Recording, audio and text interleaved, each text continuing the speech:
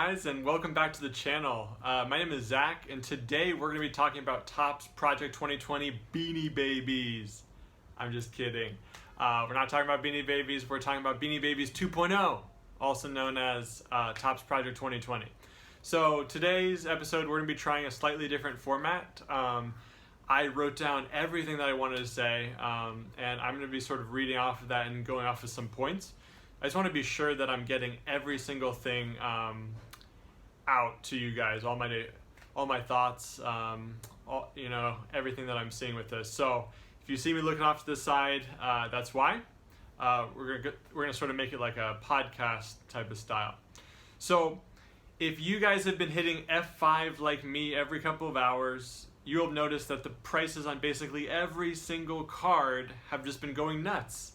We're talking 5 to 10x multiples in a matter of days, 20 to 50x multiples in a matter of weeks. We haven't seen anything like this since Beanie Babies, in my opinion. The Mike Trout by Ermsey, that had a print run of 2,911. Yeah, that's over a $2,500 card now. The Ichiro by Ben Baller, that's over 4,500, making it one of the most valuable in the entire set. The Trout is actually slightly more expensive than his 2011 Topps Update PSA 10. The Ichiro is now about as expensive as a 1986 Michael Jordan Fleer PSA 8. Basically every other card in the set, it seems like, is at least $100, the older ones. And multiple of them are in the hundreds, some in the thousands. It's just nuts. And these debuted at 20 bucks. So the thing with Topps Project 2020 is that anybody can buy within the time frame that they give you to buy, and you're guaranteed to get the card. The demand for the card, or the number of cards purchased from Topps, determines the print run. So this is where things get a little bit weird. Is there's still people buying at resale prices of up to $100 or more, while Topps still has it available on their website, and the card is in nobody's hand. Topps hasn't shipped it, and it's not in the reseller's hand, it's not in anybody's hand.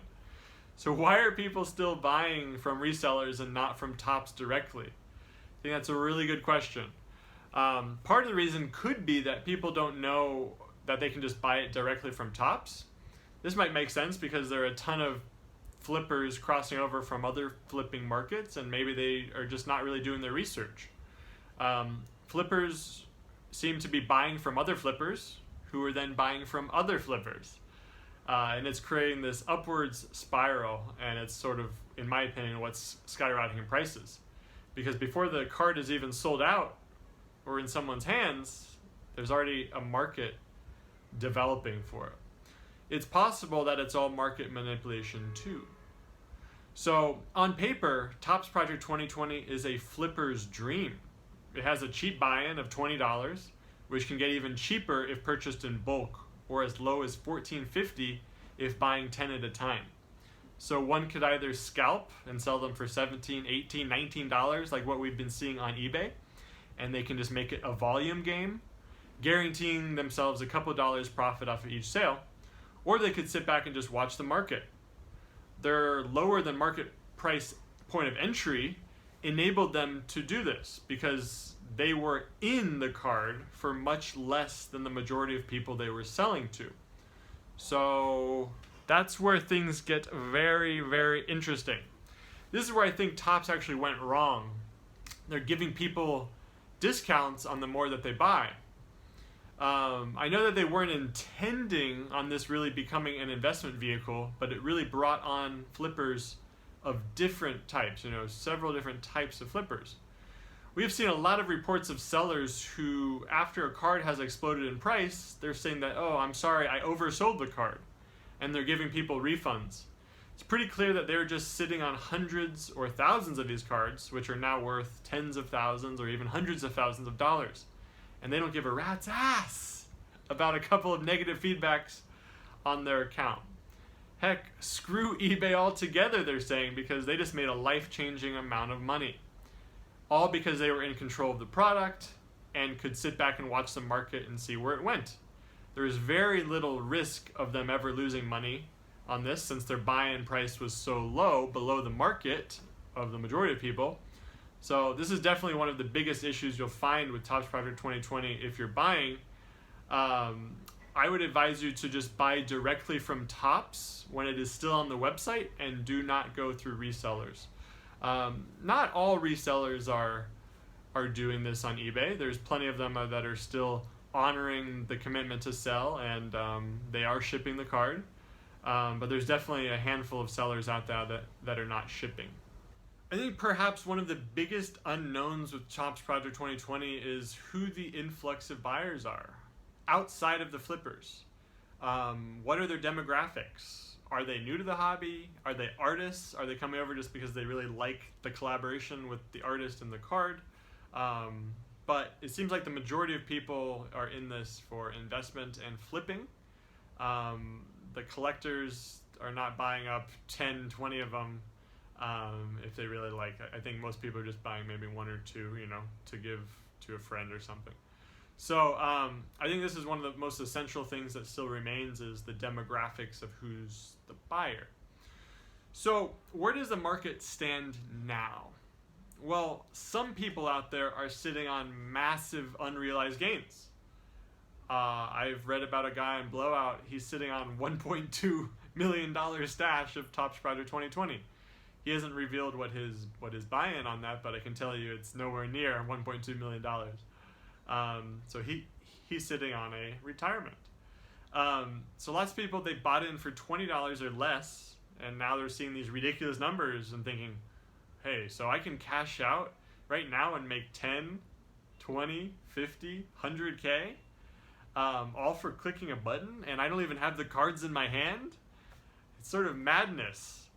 So anyway, I personally expect a lot of selling to happen very soon.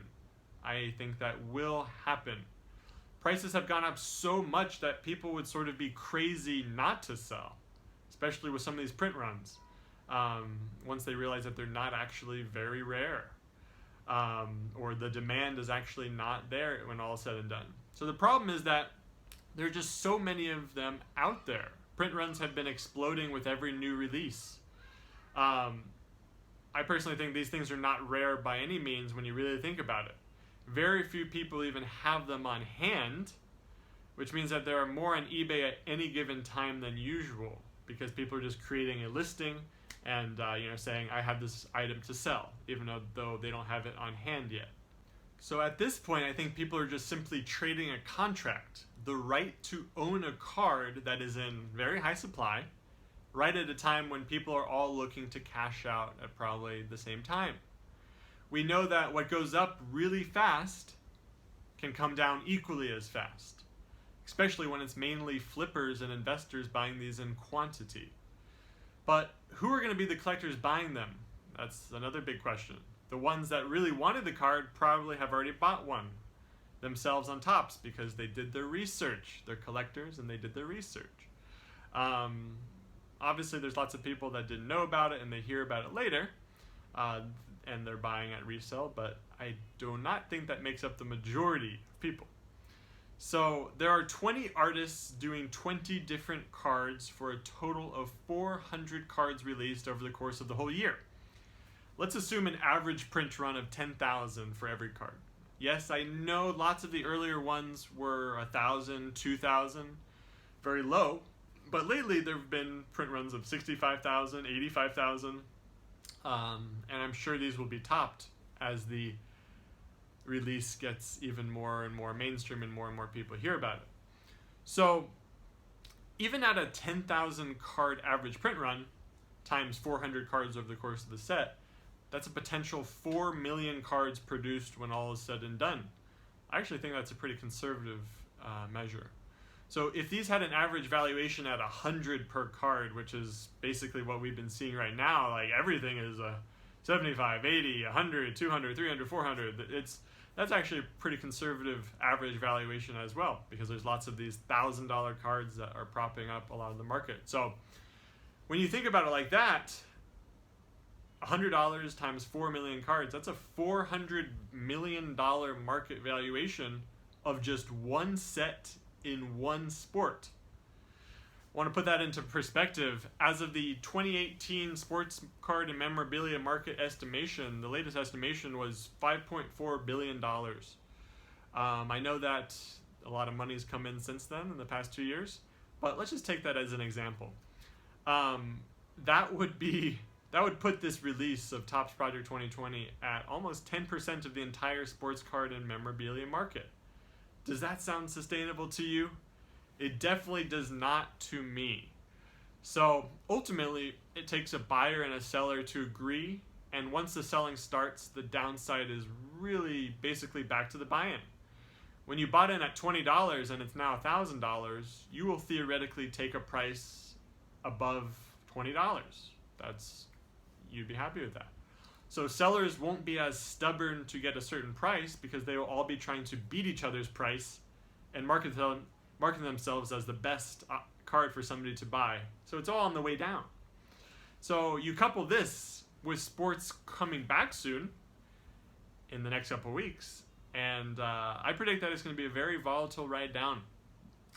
Cards that people don't have any sentimental value in holding will just be dumped because they were purchased just as a flip with no intention to hold on to them. So the lower print runs due to those cards actually being undesired by collectors will reset the market to those cards which are actually highly coveted and want to be in people's collections. That's the weird thing about this release, is that the most undesired cards that ultimately had the lowest print runs because they were not aesthetically pleasing cards, people said, oh, low print run, buy, and then here we are. So these cards are not highly coveted in the beginning with collectors, and then people that didn't really understand the market, they understood low print run equals rarity to them. But there's just so much choice. People have a choice of 400 different cards. So not every single card is going to be a smashing hit 5x multiplier of the launch price. I think people got to be very, very careful. So what flippers don't understand is that they need someone to sell it to. That person, when all is said and done, is likely to be a collector. If they can't find someone to buy, then it's Beanie Babies 2.0. Anyway, guys, what are your thoughts on Project 2020? I want to hear them. Do you think these prices can sustain? What do you predict a lot of these cards are going to fall back to? I want to hear your opinion, and I want to engage. So anyway, guys, stay tuned for more sports card collecting and investing content covering football, basketball, soccer, and the baseball markets. And until next time, guys, peace and stay safe.